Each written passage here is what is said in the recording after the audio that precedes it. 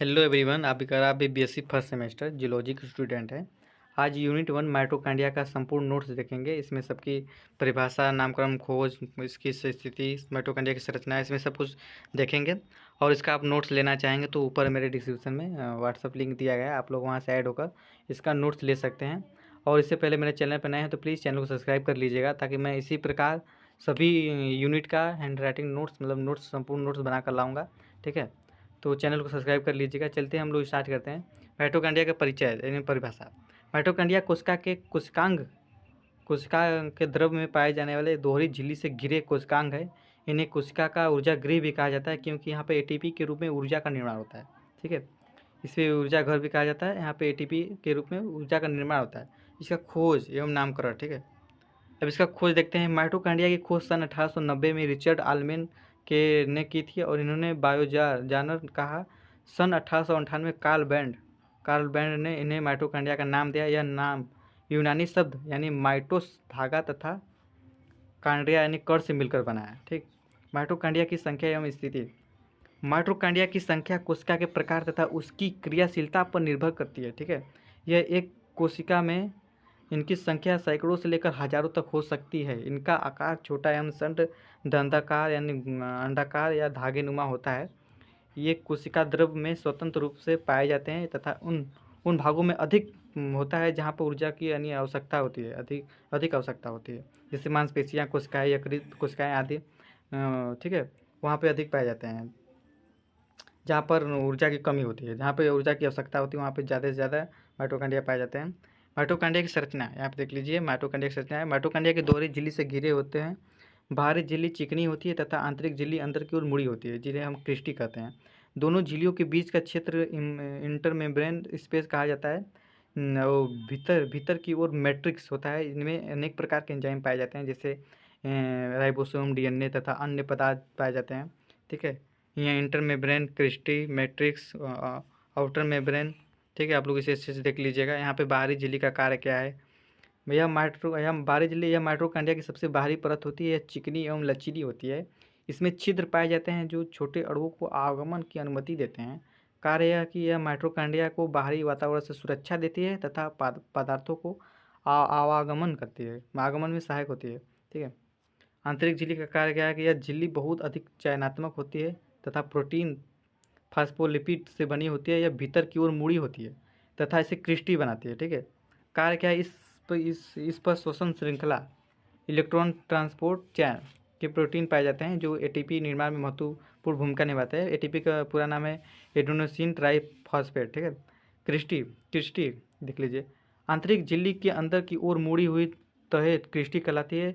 ये सतह क्षेत्रफल को बढ़ाती है। ठीक है, ये सतह क्षेत्रफल को बढ़ाती है। महत्व क्या है कि इन पर श्वसन एंजाइम जैसे एटीपी सिंथेस एंजाइम पाए जाते हैं, इसलिए एटीपी निर्माण की प्रक्रिया कुशलता से होती है। ठीक है, आसानी से हो जाती है इसकी। इसलिए मैट्रिक्स में क्या आता है, आंतरिक झिल्ली के अंदर का द्रव्य पदार्थ मैट्रिक्स कहलाता है। इसमें अनेक प्रकार के एंजाइम पाए जाते हैं, जैसे श्वसन एंजाइम, राइबोसोम, वृत्ताकार, डीएनए, आरएनए, विभिन्न प्रकार के आयन तथा पोषक अणु जैसे पाइरुवेट, फैटी अम्ल आदि।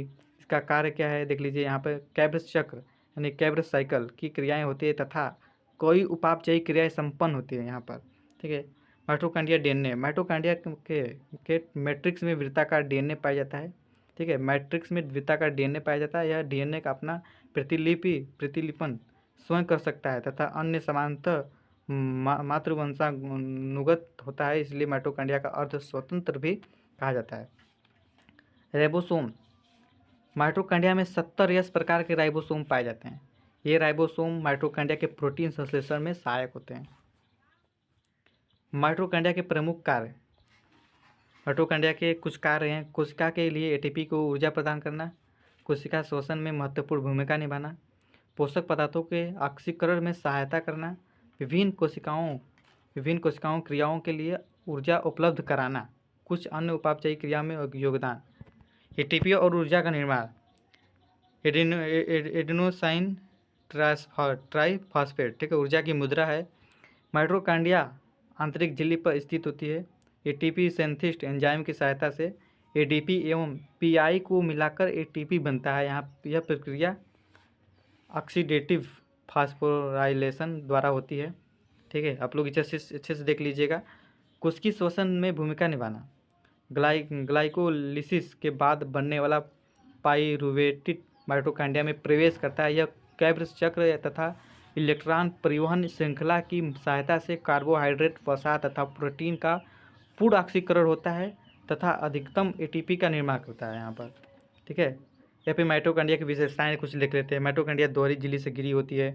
यह स्वयं अपना डीएनए एवं राइबोसोम बनाते हैं।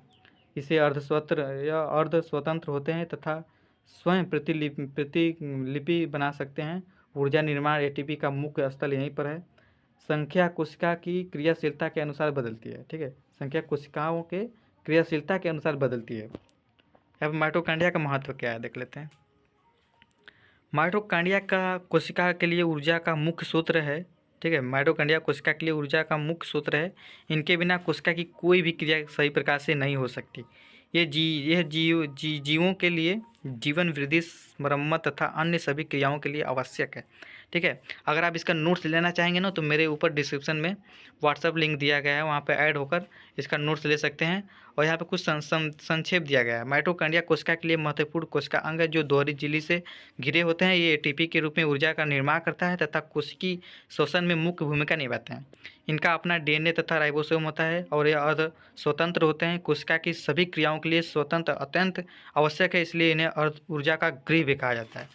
ठीक है, मिलते हैं एक नए वीडियो में, तब तक के लिए धन्यवाद। और मेरे चैनल को सब्सक्राइब कर लीजिएगा ताकि मैं इसी प्रकार अगले यूनिट का वीडियो लाऊंगा।